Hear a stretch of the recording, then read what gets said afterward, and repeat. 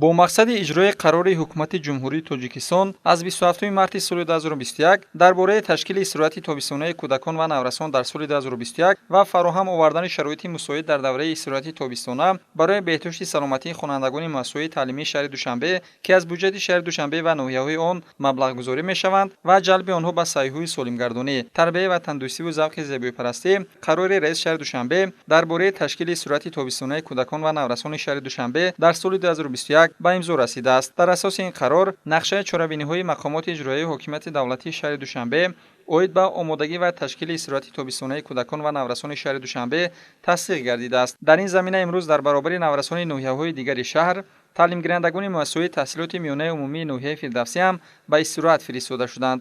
Аз роҳандозӣ шудани ин иқдом наврасони ноҳия хуш истиқбол карданд.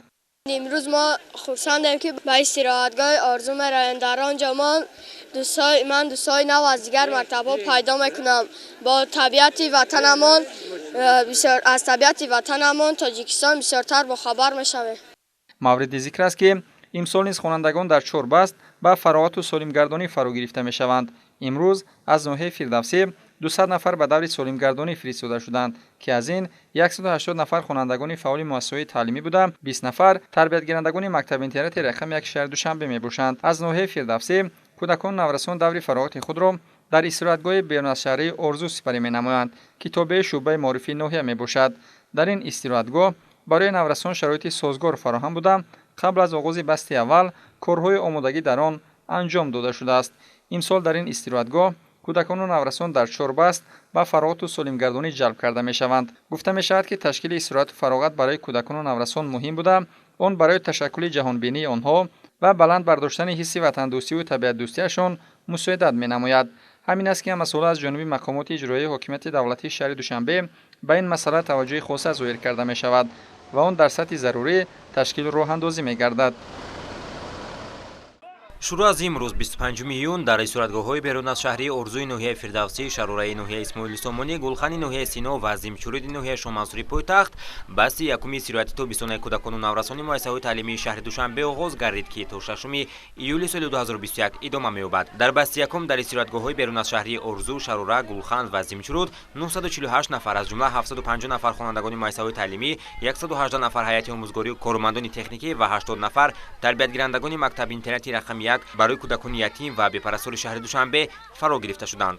خوانندگان مؤسسه‌های تحصیلاتی میانه عمومی ناحیه شامنصور و تربیتگیرندگان مکتب اینترنتی رقم 1 برای کودکان یتیم و بی‌پرستار شهر دوشنبه نیز به استراحتگاه بیرون از شهر عظیم‌چورود گسیل کرده شدند. امروز نزدیک به 250 نفر خوانندگان سفربر کرده شدند. باید گفت که در 36 میدانچه‌های تندرستی و سالمگردانی نزد مؤسسه‌های تعلیمی پایتخت نیز با فراگیری 1600 نفر خوانندگان بسته یکم استراحت تابستانی کودکان و نورسان آغاز گردید. یادآور میشیم که با قرار رئیس شهر دوشنبه محترم رستم امامعلی از 24 می سال 2021 نقشه چاره‌بینی‌های مقامات اجرایی حکومت دولتی شهر دوشنبه اوید به آمادگی و تشکیل استراحت تابستانی کودکان و نورسان پایتخت تصدیق گردید. طبق قرار مذکور مسئولین وظیفه‌دار گردیدند که مؤسسه‌های تعلیمی شهر را با کادرهای راهبری کننده، مربی، آموزگار و راهبران بدیهی و ورزشی تامین نموده دایر به برگزاری چاره‌بینی‌های تعلیمی و تربیوی و فرهنگی که در بلند برداشتن سطح معنویات کودکان و نورسان مساعدت می‌نمایند تدبیرهای ثمرناک اندیشند. خوانندگان مؤسسه‌های تحصیلاتی میانه عمومی ناحیه اسماعیل سامانی شهر دوشنبه نیز به استراحتگاه شراره رهسپار گردیدند. مسئولین برای در استراحتگاه بیرون از شهری و میدانچه‌های سالمگردانی نزد مؤسسه‌های تعلیمی ناحیه اسماعیل سامانی تشکیل نمودن گروه‌های استراحتی آموزشی فن‌های دقیق و آموزش زبان‌های روسی و انگلیسی برای خوانندگان بالای قد و نظارت فعالیت آنها موظف گردیدند. مورد به ذکر است که استراحتگاه بیرون از شهری شراره سال روان از تعمیر جاری برآورده شده تمام امکانات و شرایط برای خوانندگان و فراغتچیان در آن تامین گردیده است.